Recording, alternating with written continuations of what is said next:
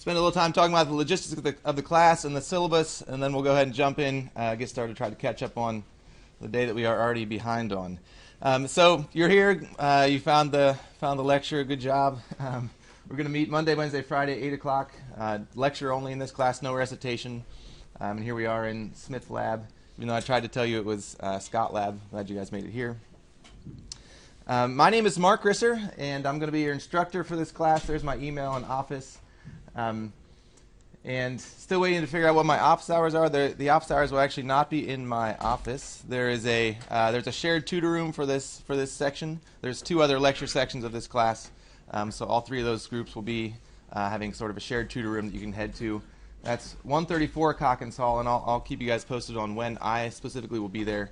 But there are other times that tutors will be there to help you, and certainly and it's also a good study space. I don't know if there's tutors in there always, but stay tuned for that. A little bit about me. You guys can call me Mark. I am a 4th-year graduate student in the statistics department, so no doctor, Risser, no professor or anything. You can just call me Mark. That's fine. And I look forward to getting to know you guys here over the course of the semester. So I'm not going to hand out a paper copy of the syllabus that was posted on Carmen on a little bit less than a week ago. I'd encourage you guys to take a look at that, print out a copy if you want, but it's not something that you have to print off.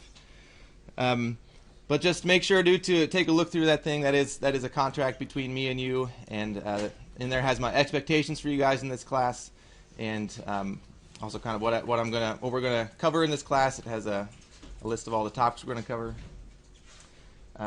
And so do please take a look at that, even though I'm not handing it out and reading through the whole thing with you. There's a lot of things on there that we don't need to talk about in here, but are important for you to know. The required materials for this class, the textbook there is Probability and Statistics for Engineering and the Sciences, 8th edition. The homework assignments will be taken from that book, although I am posting them on Carmen in a separate document, typing out the problems. It's a good book, but sometimes the wording is a little weird, so I've put a homework assignment separately on Carmen there to check out. But this is a good resource, as always, to have as a student in this class. Technology in this class. First and foremost, our data analysis software. We're going to be using something called JMP, which we will often call JUMP. Anybody heard of JUMP or used JUMP before? Maybe 1 or 2. So that's we're going to be using that we're not going to be using it right away in the class, but later when we get into more data analysis types of things, we're going to use that because first of all, it's free. You can get a copy of it from the as a student here on campus. You can get a copy for your personal machine. It's good for Mac and PC. And you might not use it later in your careers, but it's certainly similar to what you will be using later as you're doing statistical analysis. So there's instructions on the syllabus about how to get that on your computer. I've used JUMP for other classes, and there can be some issues getting it on your computer sometimes. I would refer you to the Buckeye Bar help desk. Contact them first, and then come to me if you have any issues with that. Again, we won't be using this right away, so I'll come back to this and give you more info on how to do this and when specifically you will need it, and try to demo it a little bit here in lecture as well. Just a heads up that's coming. And then a little bit on the lighter side, we have some social media in this class. There's going to be a YouTube channel with lecture recordings.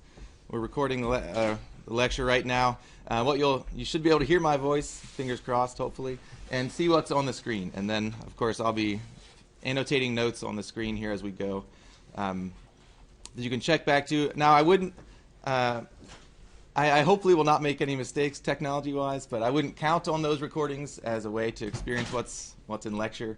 It's more of a tool for reviewing concepts or something. If I go too fast or if you miss something, that's the point of that thing. So check that out. That's on YouTube. There's a link in your syllabus.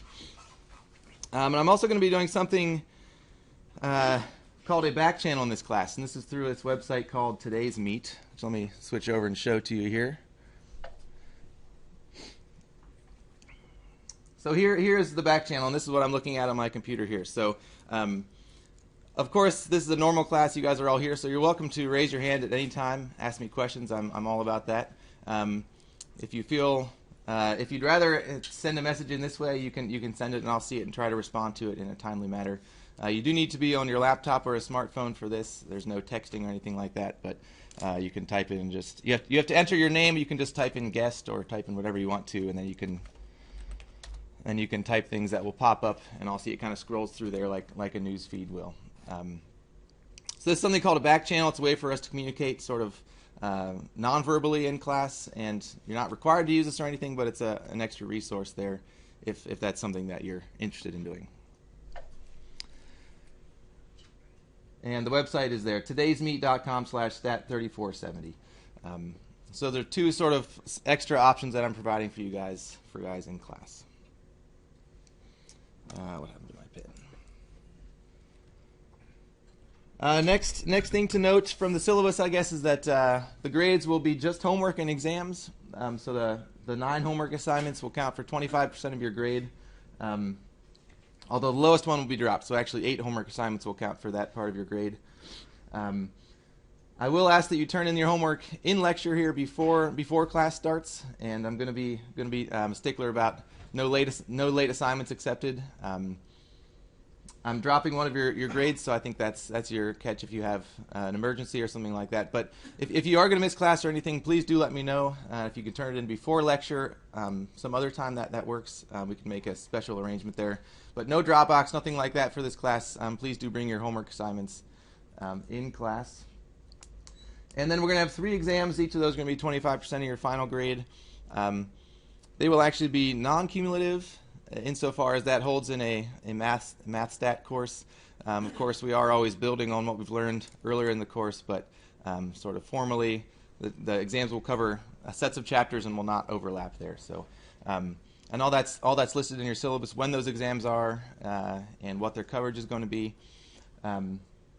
Exams will be in this room and at this time, so there's no common exam or anything like that for this lecture. It'll be all in here. And I think that's all I have to say. Any questions from you guys before we jump into the material today on logistics or anything like that? Yes, sir. So the final will also be non-cumulative? That's right. Yep. So the first exam is like chapters 2 through 4, then 5 through 7 or 8 or something like that, and then the final exam will be non-cumulative over the last chapters that we get to in the course. Yep.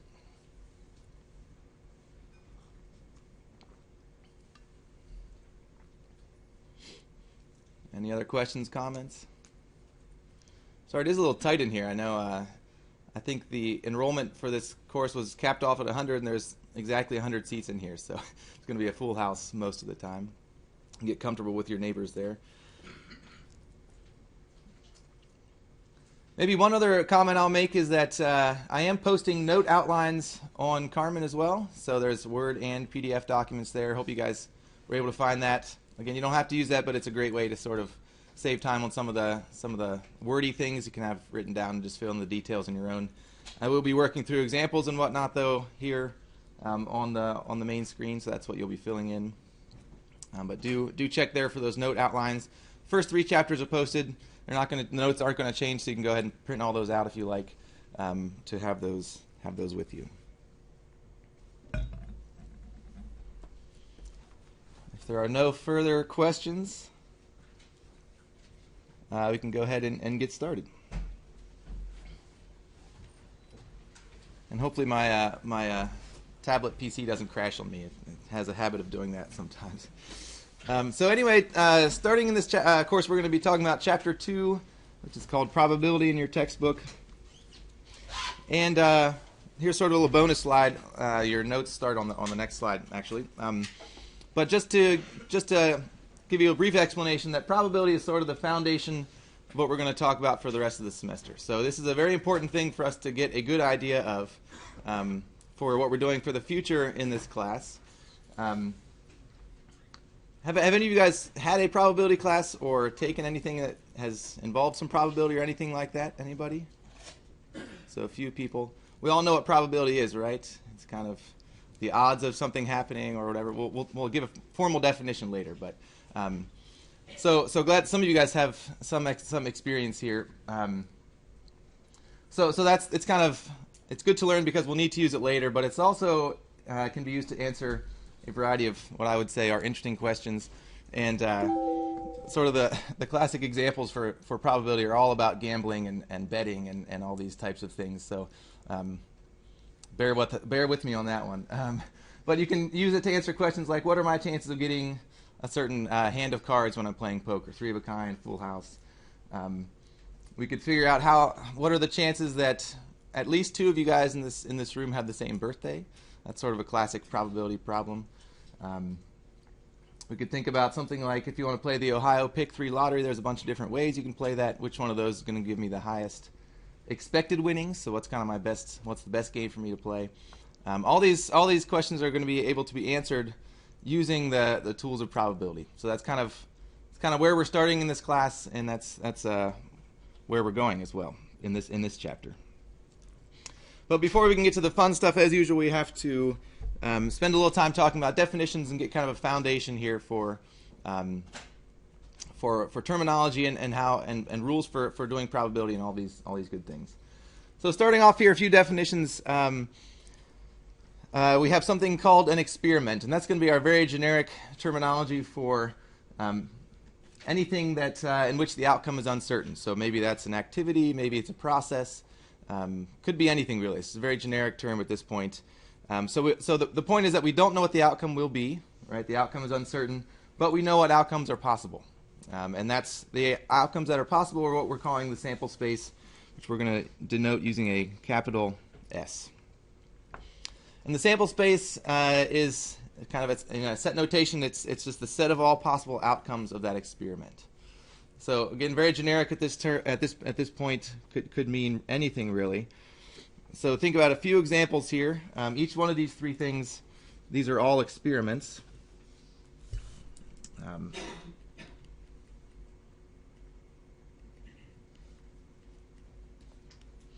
So again, this is an activity or a process, remember, in which the outcome is uncertain. So if we toss a coin, we don't know what's going to happen, but we can think about what could happen, right? So in this experiment, my sample space S, we're going to use curly brackets to denote our set notation there. The 2 outcomes that we could have, we could get a head or a tail. Again, assuming we have a normal coin and not something weird going on there.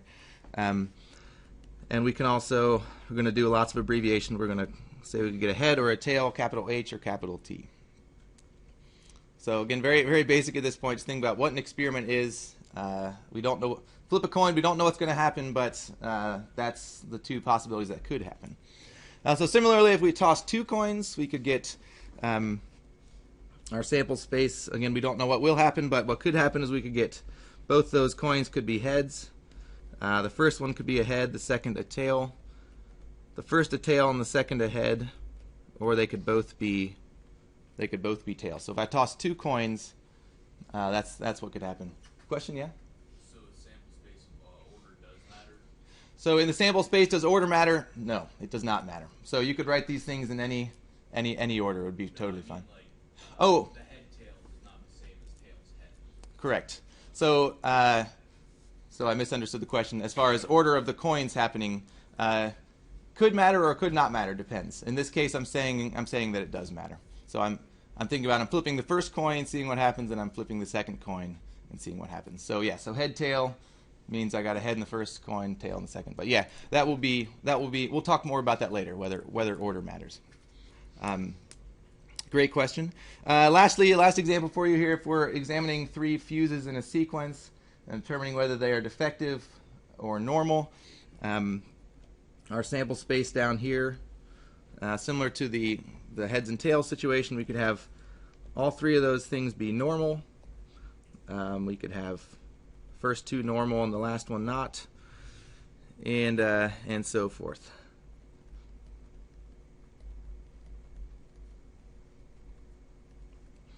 Let's see. Whole bunch of options now here. Got to make sure I do this correctly.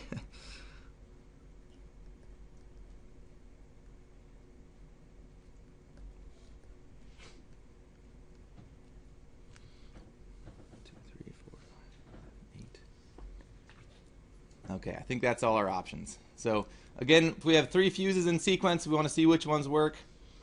That's the possible options. Either they could all work, or they could all be defective, and then a variety of possibilities there in between. Terminology and notation okay with you guys so far? So again, we're very experiment and sample space very generic, and we'll see a lot more examples of these as we move forward. All right, so a few more definitions for you here. First thing to think about here is something called an event. So this is an event here now. Now that we have a notion of what our sample space is, we can talk about events. And that's any collection or subset of outcomes from our sample space. And then we have 2 different things. If we have a simple event that consists of only one outcome, a compound event could possibly consist of more than one outcome. And then if whatever the event is, we call it E, it's said to occur if the outcome of the experiment, whatever actually happens in the experiment, is in that event E. So that's what I mean by an event, and then we have some different types of events here. Let's think about our example here. You can keep your eye on that last experiment that we had 2 slides ago. So we're looking at our three fuses in sequence and determining which ones are functional and which ones are non-functional. So thinking about what our event here, the first one, none are defective. We're going to call E. The only thing in there, the only way that could happen is if they're all normal. So none defective means they all have to be normal. If I want exactly 2 of them to be defective, I have a few more options now, right? So I could have the first 2 be defective, the first and last be defective, or the last 2 be defective. So if I want to see if exactly 2 of them are defective, any one of those outcomes would give me what I'm looking for there. And for at least 2 are defective, I'm going to have 4 possible outcomes here. What are these outcomes going to be? The last set of exactly 2 joined with the case where all 3 are. Very nice. Yeah. So again, think about at least 2 are defective. That means either 2 of them are defective or 3 of them are defective. I think that's right. So this is going to be the previous one, DDN, DND, and NDD, and then sort of the opposite of that first one. So the last one will be DDD.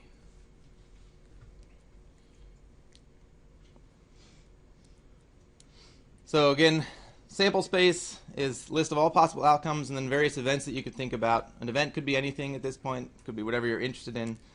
Just thinking about these are all subsets of the sample space S.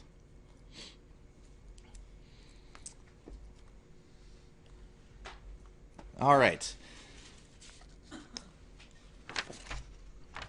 Getting into some set theory operations here. A few more definitions for you here. The next thing we have here is the complement of an event, denoted A prime. So if our event that we're interested in is A, the complement is A prime. You might have also seen A with a little c in the superscript. That's common notation as well. We'll go ahead and use what's listed here, but if you've seen that before. So the complement of an event is simply the opposite of that event. So all the outcomes in the sample space that are not in that event. So slightly simpler sample space here, 0, 1, 2, 3, 4, 5. If my event A is 0, 2, and 4, A complement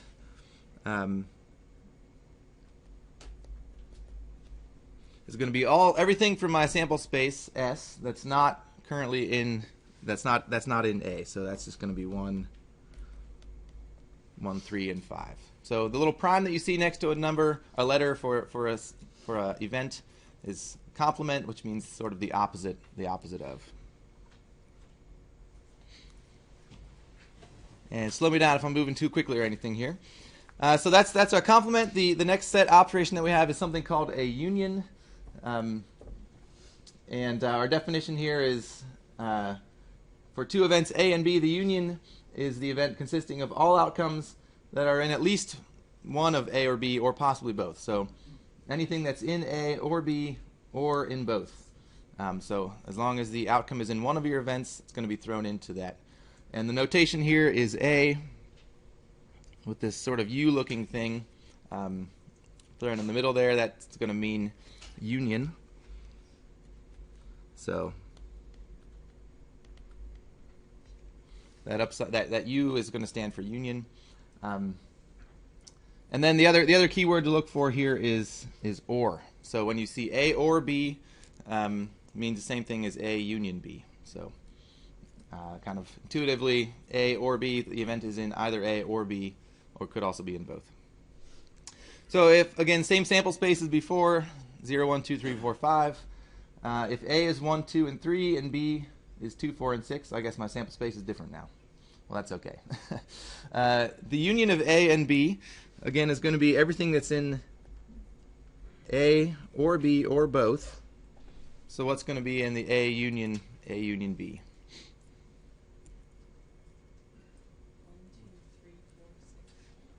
1, 2.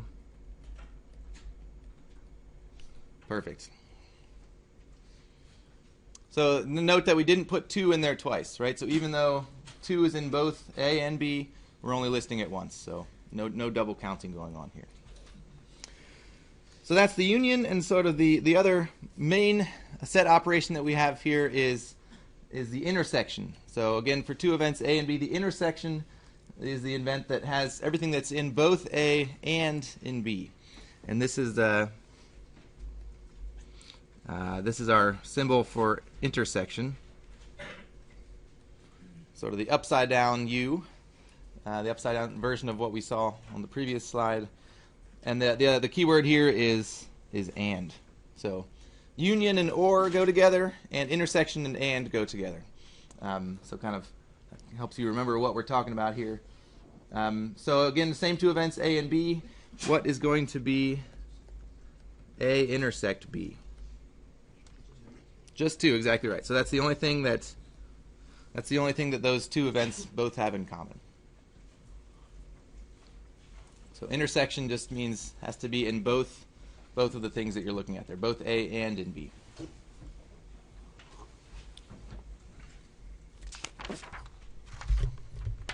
Questions, comments? Have you guys seen set notation like this before? Is this new? Am I boring you? Okay. Well, we do start out pretty slow in this course anyway. So a few cool laws to talk about involving intersection and union. This is thanks to a guy named De Morgan. So his first law is that if you take A union B and then take the complement of that, so the opposite of A union B is you can distribute the complement sign inside the parentheses and flip the union sign around. So the opposite of A union B is A complement intersected with B complement. And I don't know if you guys have you guys seen Venn diagrams before? Is that terminology? Yeah. Okay. So often for these set operations, the best way to get started on your homework problems or whatever is to draw a picture, kind of think about what it is that we're looking for. So my Venn diagram, I'm going to draw a big square, and I'm going to draw 2 circles. This one I'm going to denote A, and this one I'm going to denote B. And this entire thing out here is my sample space. So what on here would represent A union B? So let's start there on the Venn diagram. Where would I need to shade in to cover A union B? Yeah. Just right in the middle.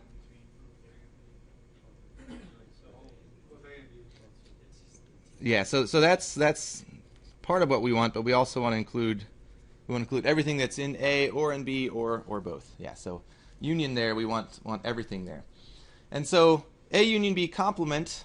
So this is the blue shaded area. We take the opposite of that. It's going to be everything else, right? It's going to be everything outside those circles. Let's see. Let's go purple. The opposite of that will be everything outside of this circle.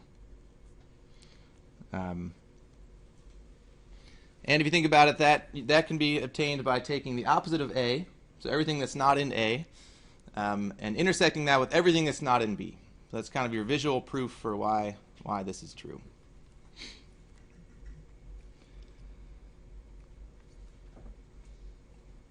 And we can also think about, so maybe let's do an example of this to show you exactly what we're talking about here. If I take A to be event that a randomly selected OSU student is taking this class, and B be the event that a randomly selected Ohio State student is a major in electrical engineering. So do I have any of those in here? Got a few electrical folks. Okay, great.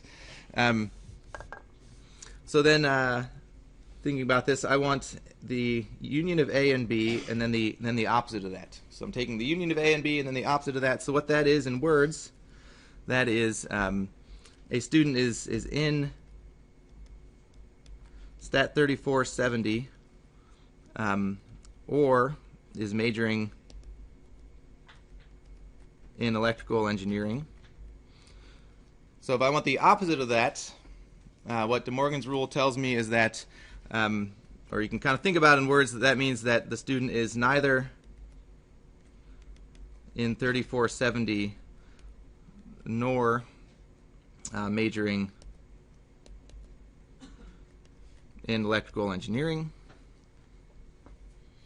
And I can kind of change that back to my set notation. This means not in 3470, and I also need them to not be in electrical engineering, which again is just the opposite of A intersected with the opposite of B.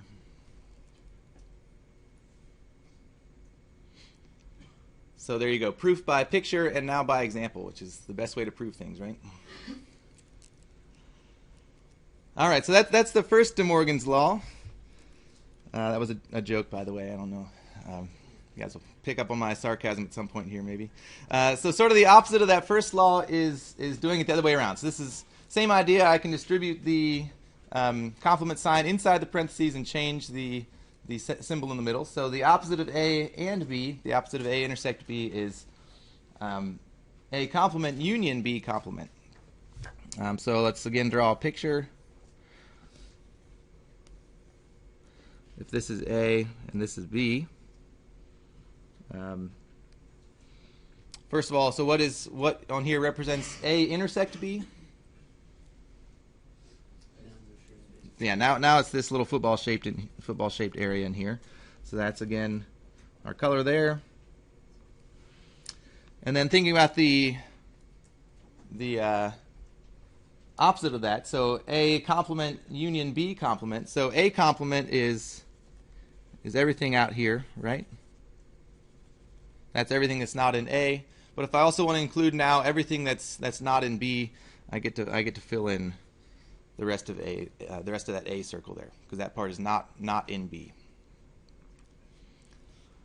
So again, there's our visual proof, and now we'll do a similar example here. Same events A and B. So now I want A intersect B complement. So again, A and B means that you're in 3470 and an EE major. So those would be the people who raised their hands a minute ago, in this section of 3470 anyway. And so now thinking about what the opposite of that is, so think about all the rest of you guys in here, as well as everybody else on campus. This would mean that you're not, well, so I guess not everyone else in here. You're not in 3470, that's everybody else, or you are not an EE major. Kind of thinking about it in words, and then that kind of looks just like our symbols from before. A complement, union, B complement.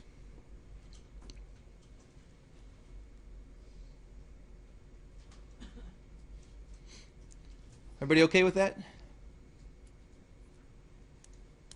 All right. So those are De Morgan's laws. We won't spend any more time proving those. You can just use those, take those as they are. A few more definitions here for you. So we're talking about events here. There is a special event that we're going to call the null event, which consists of no outcomes. So that is denoted with a 0 with a slash through it, or with a set of brackets that has nothing inside of it. So I'm going to be picky here. Do not. So never write that down for the null event. That's just bad notation. So either stick with just the 0 with the circle with the line through it, or empty brackets. Don't put the null set inside brackets. That's just a notation thing. So null event means contains nothing. So nothing is inside of it. And so then we can take that a step further and say that two events, E1 and E2, are going to be mutually exclusive or disjoint. This is sort of the important word there. If they have nothing in common. So if E1 intersect E2 is empty, so if the intersection is nothing, then we're saying they're disjoint or mutually exclusive, so that they have no outcomes in common. And if you were to draw a Venn diagram, that is what it would look like, right? It would have E1 is completely separated from E2.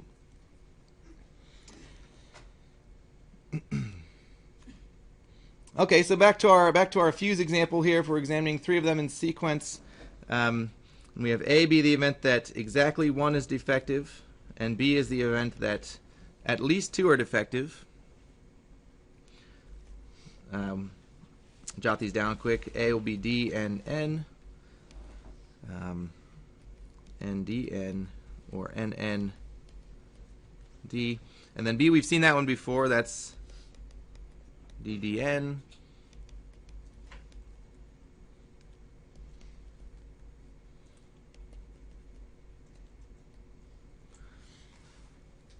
Then we want to think about what the intersection of A. What is the intersection of A and B?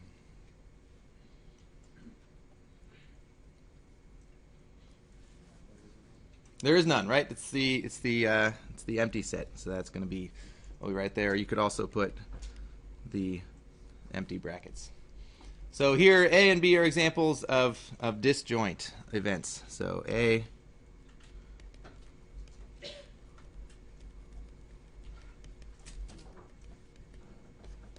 So here A and B are going to be disjoint because they have no outcomes in common.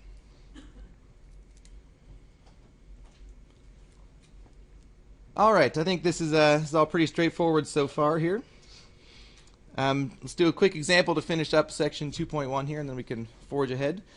So sticking with the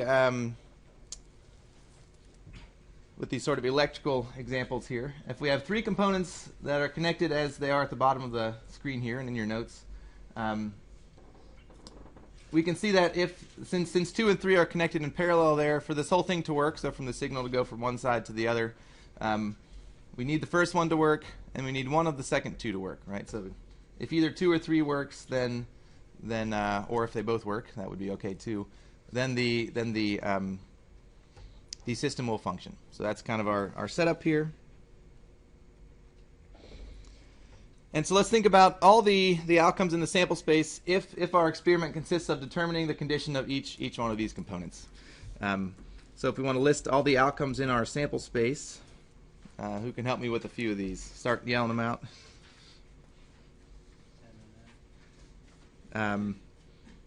Yeah, actually, let's go back to that notation. So we'll call a success an N and a failure a D. So sorry, N N N. N D N N N D D N N. Well, you guys get the point. So let's fill the rest of these in. D D N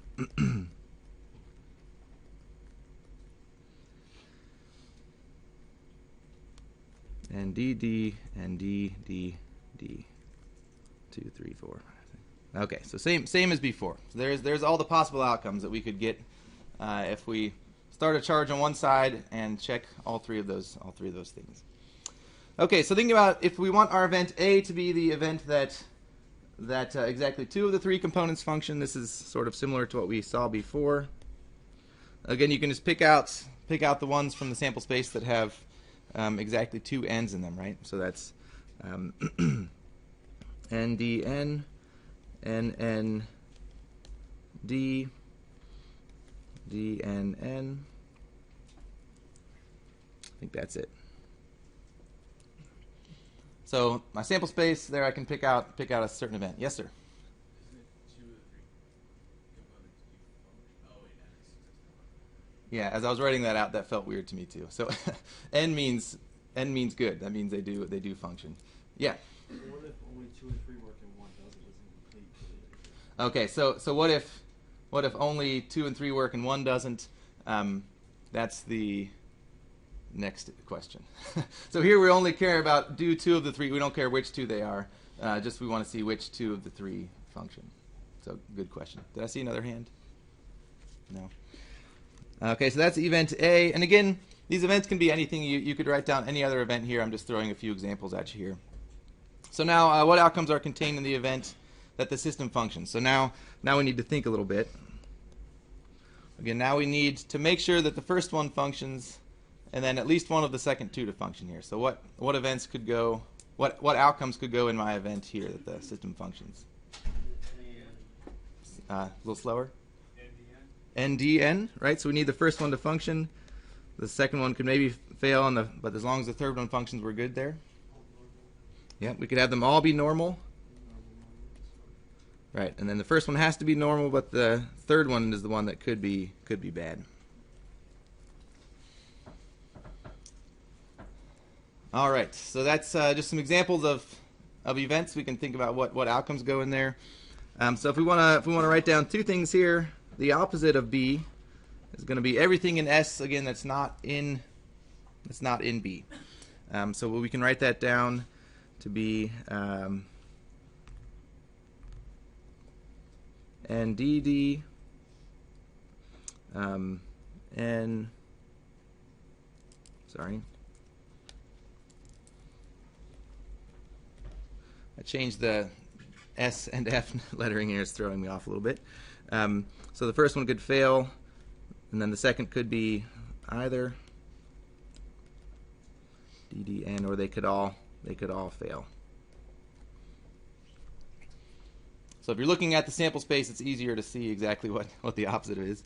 So what about A union B? What's going to go into A union B? Who can help me out there? NDN. And ND.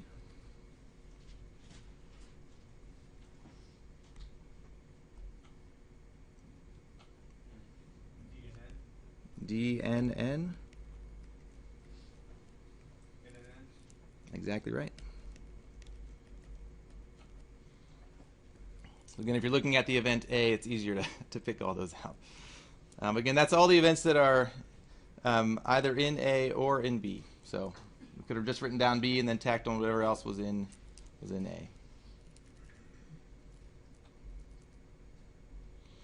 Okay, and now we take A complement intersect B complement. So what's our shortcut here? It's going to be the opposite of what we just wrote down, right? This is going to be, using De Morgan's law, this is going to be the opposite of A union B. And so what that gives us is NDD, DND, thank you, DDD, and the last one is DDN.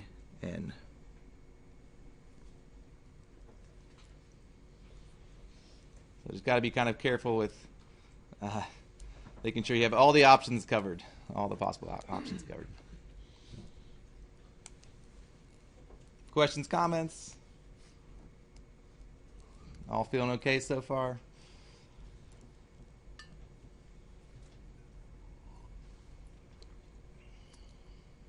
Boy, it sure is warm in here, isn't it, compared to the outside temperatures? Okay, so moving on. So moving on to, now that we have some foundations of set theory and experiments and outcomes, all these things, we can move on and start talking about probability. So it's kind of good to have an idea of what we just talked about before we move on. And then so our goal here is if we have an experiment, so whatever that experiment might be, doesn't matter, and a sample space, so whatever our experiment is, we know what all possible outcomes can occur.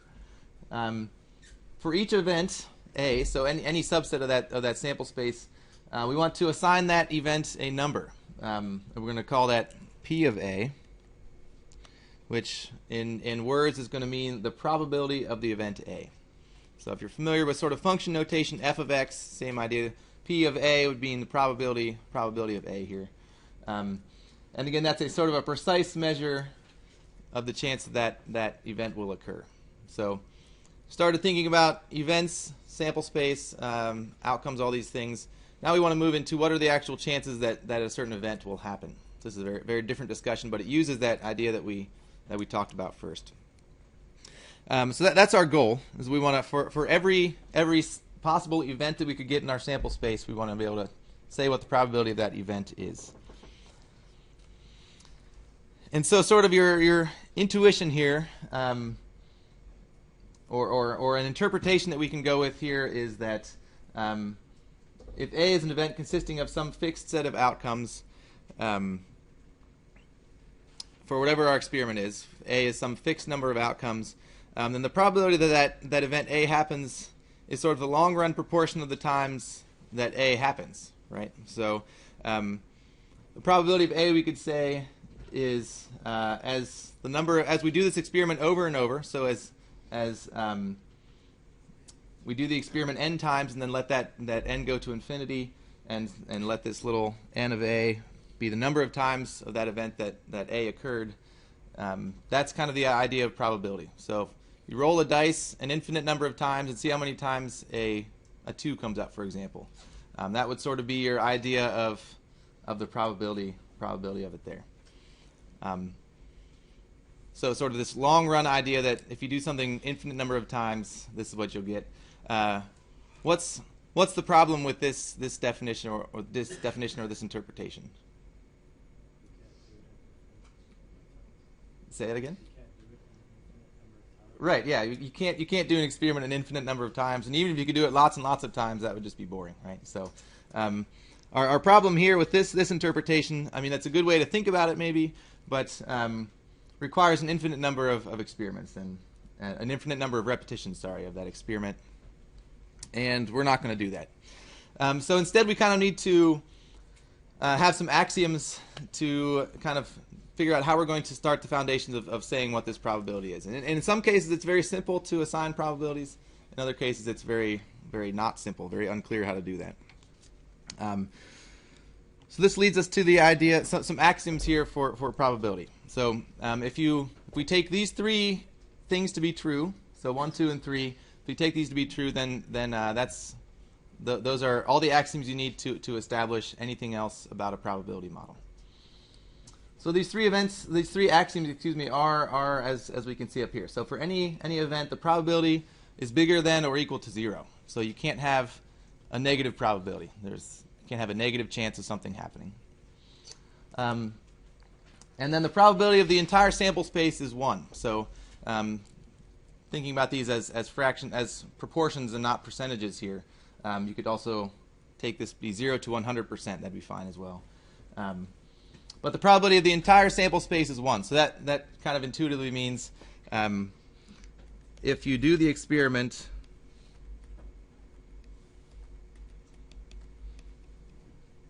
something will happen.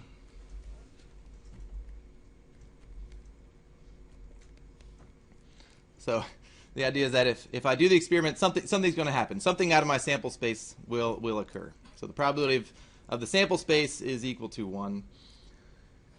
And then if I have an infinite collection of mutually exclusive events, so if A1, A2, A3, and so on are all disjoint, so that means they have nothing in common, right? They're all disjoint. Then the probability of their union is just the sum of their probabilities. So, and actually, this could actually say if this is any collection of disjoint events. So, for example, if we have A intersect B is empty, then the probability of A union B equals the probability of A plus the probability of B. So formal definition is we have this infinite sequence of events, but that can just apply to two of them. The third one is what we need to sort of formalize everything, but kind of intuitively you can think about that could apply to just two events. And then just a reminder of what mutually exclusive means.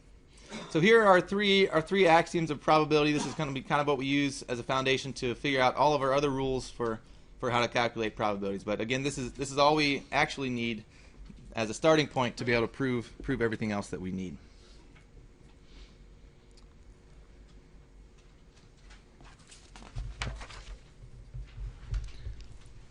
Okay, so a little bit more of a familiar experiment here. If I want to roll a 6-sided die, then I could get any one of 6 outcomes, right? I could get 1, 2, 3, 4, 5, or 6, sort of a normal dice that you see all the time.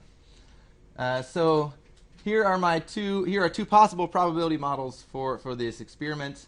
Again, if I set my events to be each individual outcome, the first line here, they all get the same probability.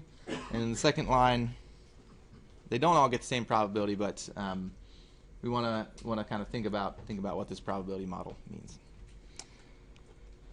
So we want to, and specifically want to say why each one of these things is valid. So kind of just want to confirm that each one of these things satisfies the axioms that we saw 2 slides ago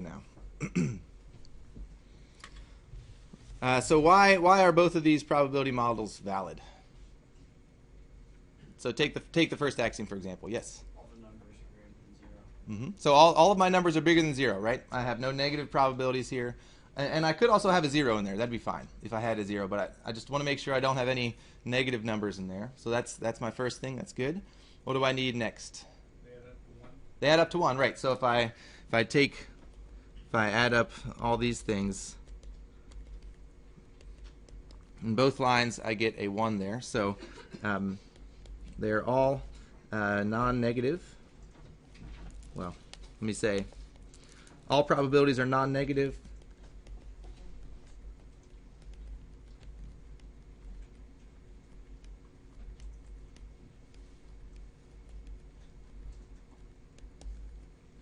Each line adds up to 1.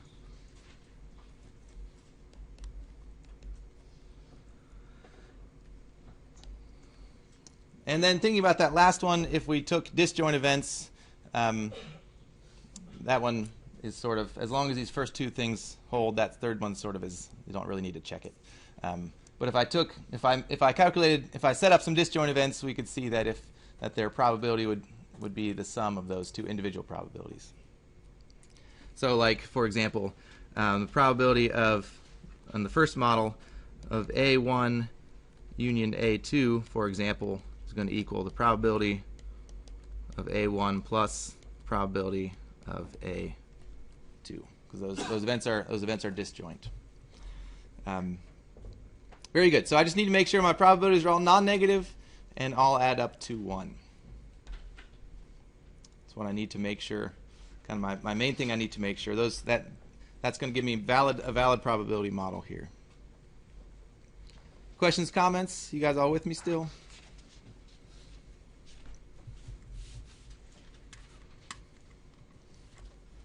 Okay.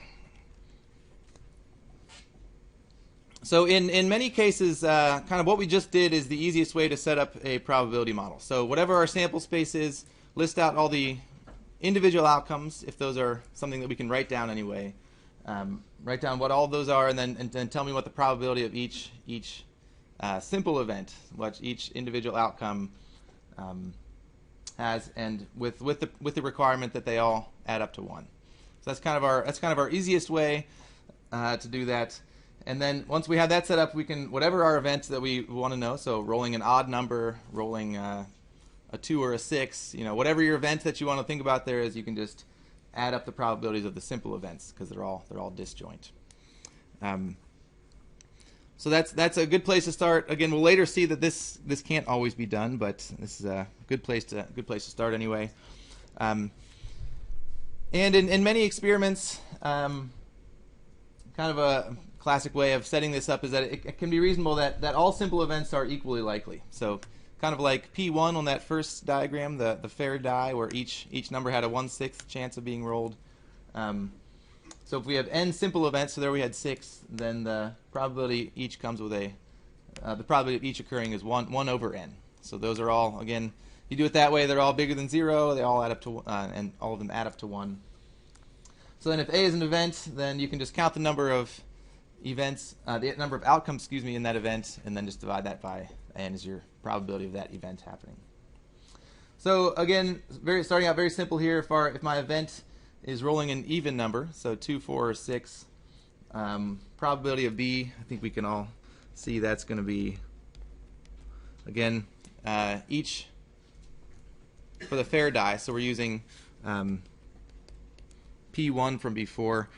So each one of those has a probability of 1/6. So the probability of that is 3/6 or 0.5. It's kind of our very basic idea of probability in this simple example. Yeah. So we don't need to simplify our fractions when we write it. So do you need to simplify fractions?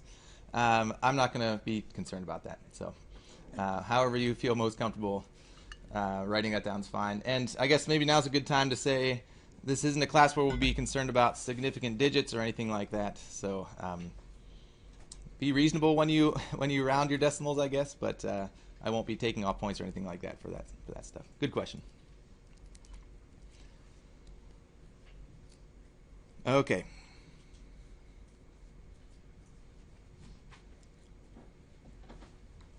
I think this is actually a good place to stop. First day, we'll let you out two minutes early. Thank you guys so much for being here. Stay warm out there, and we'll see you on Friday.